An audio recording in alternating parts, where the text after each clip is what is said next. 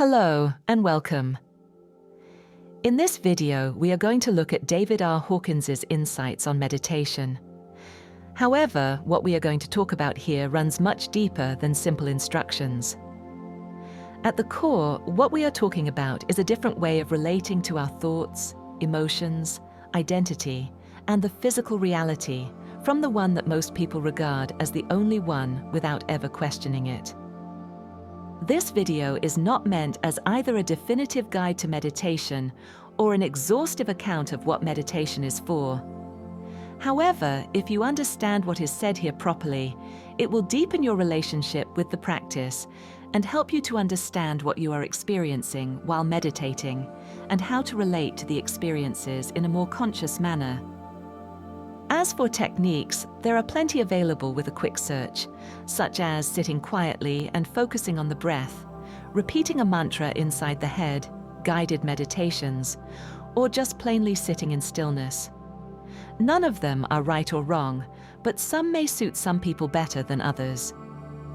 Meditation is often viewed as a method to relax, find inner peace, or to cultivate focus. But in the framework of David R. Hawkins, meditation is more than a calming practice. It becomes a gateway to dissolving the ego and realizing a deeper awareness that is already present beneath the surface of habitual thought. It's not primarily about technique. It's about what one becomes willing to relinquish. Ultimately, this is about letting go of the ego's dominance over our lives. The ego, in this context, is not merely a psychological concept. It is the sum of all identification with form, thought, emotion, and personal story. Meditation, then, is not simply a mental exercise. It is a process of shedding, layer by layer, all that is not part of our essence. One of the key obstacles in meditation is the mind's constant activity. Hawkins points out that thoughts are not random. They are generated by suppressed emotions. A mind full of chatter is a symptom, not a root issue.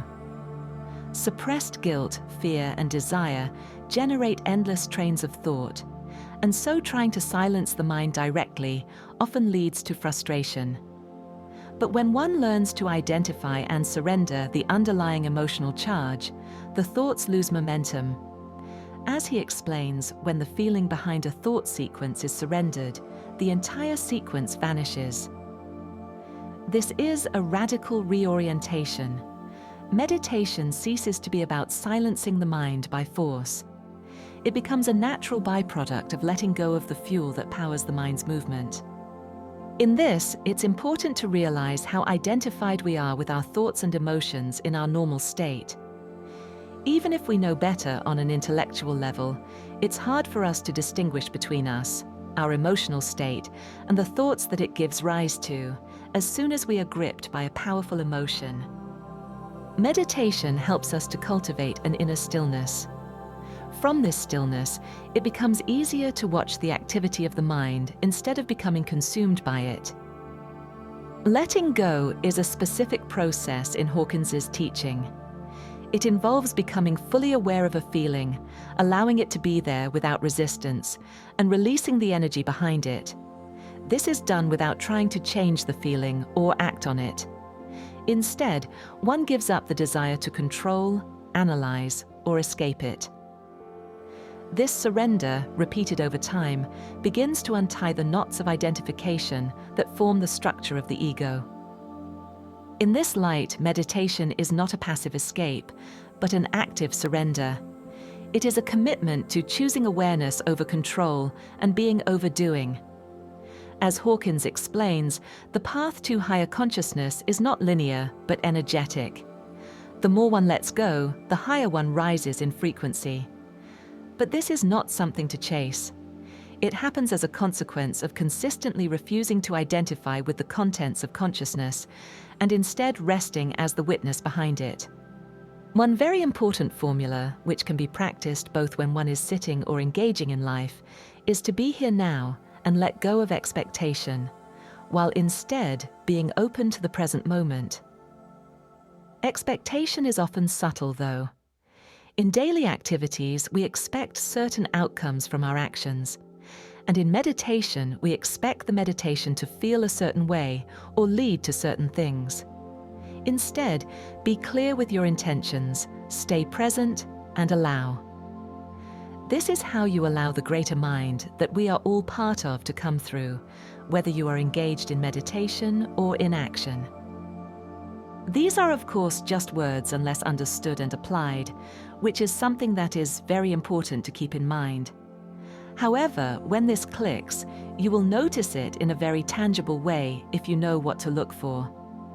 You will feel a very real, tangible shift. If you're sitting in meditation, you will feel how you open up inside, and the body might start correcting your posture on its own. Here, you can also get acquainted with expectation in action, since your posture is a prime example of how expectation starts to creep in.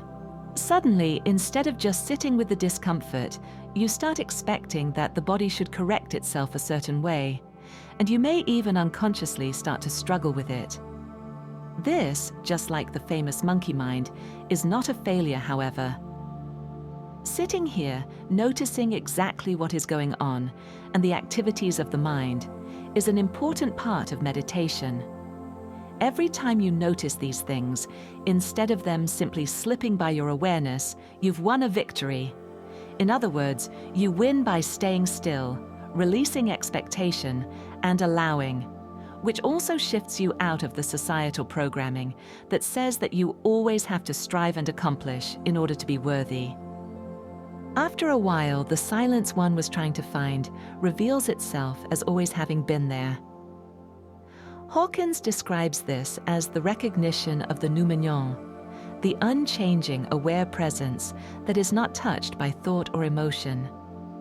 This is easier to access in the stillness of meditation, but it will naturally start spilling over into everyday life, and you will be able to, more and more, live life in a meditative state.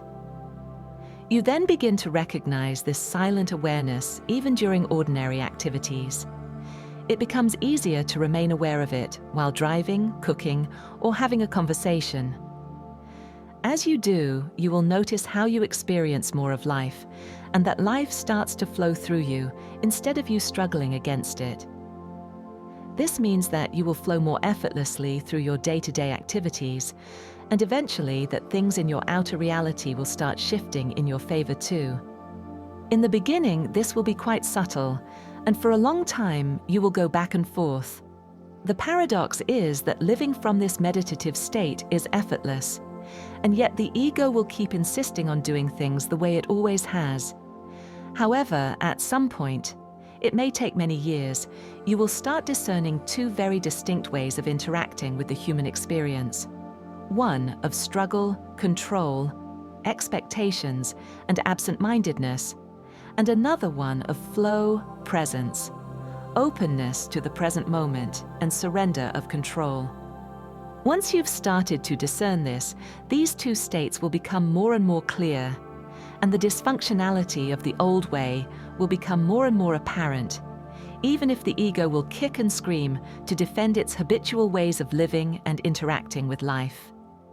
As you can now understand, meditation is a powerful tool, partially because it helps us become free by ceasing to energize the false. The ego feeds on attention, struggle, and resistance. In meditation, each time one chooses to sit and simply observe without judging, without fixing, and without identifying, the ego loses ground. This is not always comfortable. In fact, Hawkins warns that as one begins to truly de-identify from ego, resistance will increase. The mind will try to convince us that we're doing it wrong, that nothing is happening, or that we should return to the known. But this resistance is a sign of progress. It means the structure of identity is starting to destabilize. As we touched upon a moment ago, as one becomes established in this deeper awareness, meditation no longer feels like something separate from life. It becomes a natural state of being. The need to sit down and close the eyes diminishes, not because it's unnecessary, but because the awareness cultivated in formal meditation has become integrated.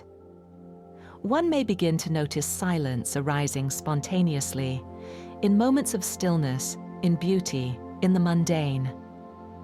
This is not because something new is happening, but because the veils that obscured it are thinning. Further down the line, you will even start noticing that, while the world in one sense is the same, it also starts to feel more alive and colorful. This evolution of practice reflects a central principle in Hawkins's teachings, that truth is not created, but revealed. The spiritual path is not additive, it is subtractive. Meditation is not a tool for acquiring a better version of the self. It is the arena in which the illusion of self is seen through. The letting go process is deeply aligned with this. It teaches that all feelings, especially negative ones, are connected to underlying survival programs. The mind believes it must maintain these feelings to protect the self. But when one lets them go, over and over, it becomes clear that the self being protected is not real. What remains is the witness. As the witnessing becomes stabilized, identity begins to shift. One no longer sees from the mind, but from consciousness itself. This shift marks the beginning of a new kind of freedom. Life continues, but it is no longer filtered through a personal narrative. Emotions arise, but they are seen as passing clouds. Thoughts come and go, but they do not define reality, and you don't use them to build an identity. In Hawkins's scale of consciousness, this corresponds to the movement from levels of fear, anger, and pride toward the states of acceptance, love, peace, and eventually enlightenment. Meditation is the consistent practice of realigning perception to higher truth by removing what is false, rather than striving toward what is ideal. This approach reframes how we view spiritual progress. It is not about collecting experiences or states. It is about becoming increasingly willing to release identification with what arises. As Hawkins puts it, each time you choose to stay as the stillness rather than follow a thought pattern, you reclaim part of your power. Over time, you begin to see the mind's tricks more clearly. Eventually, even deeply embedded patterns dissolve simply through being seen without reaction. As mentioned, a vital consequence of this practice is that meditation no longer remains a task or technique. It becomes a quality of presence that permeates life. The same mechanism that allows you to let go during sitting meditation becomes available in everyday situations. A difficult conversation becomes a place to practice surrender. A moment of irritation becomes a chance to witness and release. This turns ordinary life into spiritual training. Formal meditation is not abandoned, but it is no longer the only sacred space. Awareness itself becomes the temple. Through Hawkins's lens, the ultimate goal is not to perfect a practice, but to realize what is already perfect within. The ego will always seek goals, but the witness has no ambition. It simply observes. Meditation reveals this truth not by adding new knowledge, but by stripping away everything that obscures it. One of the most misunderstood aspects of meditation is the idea that it must lead to experiences to be effective. Hawkins challenges this. The most effective meditation may feel like nothing is happening. This is because ego measures progress through sensation. But spiritual clarity is quiet. The mind may complain that it's boring, pointless, or unproductive. Yet these complaints come from the very structure that meditation gently dissolves. What you do is simply observe with detachment until you go unconscious and become attached. And after a while, you notice that you've drifted and allow yourself to gently come back to the present moment. Over time, with practice, one begins to value the simple presence that is revealed when all trying stops. This is why, in Hawkins's work, meditation is never disconnected from the broader process of awakening. It is not an isolated exercise, but an integral part of the path of surrender. Letting go is meditation in motion. Meditation is letting go in stillness. Both are vehicles for ego dissolution. Both lead to the recognition that what we are looking for is already here. In summary, meditation in Hawkins's teachings is not about escaping life or achieving altered states. It is a precise method of becoming aware of what is false and letting it go. This releases the emotional fuel behind thought, reveals the silent witness, and gradually dissolves the identification with the ego. When practiced consistently, both in formal sittings and in daily life, meditation becomes a living process that aligns us with higher levels of consciousness. What begins as a practice becomes a way of being. What felt effortful becomes natural. And what once seemed separate from daily life becomes the lens through which all of life is seen. It is important to note that, while a video such as this one can point the way, words will always be a poor substitute for experience. You need to practice and recognize the shifts in awareness and interactions with reality that we've been talking about for yourself. However, when you know what to look for, these states and experiences that we've been talking about will not pass you by so easily.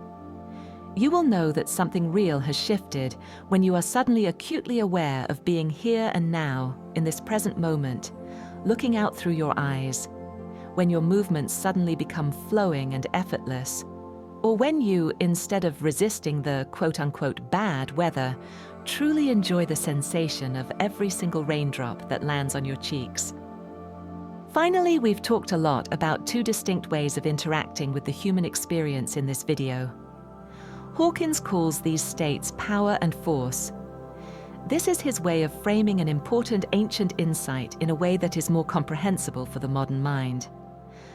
Osho makes a similar important distinction between activity and conscious action, and Eckhart Tolle points to the same thing in his concept of the power of now. However, this can be traced back to, for example, the state of Wu Wei in Taoism, the mindset in Karma Yoga in Hinduism, or the beginner's mind in Zen. The latter is also closely linked to the mindset that is free of expectations. If you want to delve deeper into Hawkins or Osho's teachings about this, we have videos available on these that can be seen on the end screen right now, together with a video about how to release blocked emotional energy based on Hawkins' works, which can be combined with what you have learned in this video. You've now reached the end of the video. Remember to like and subscribe. Thank you for your time.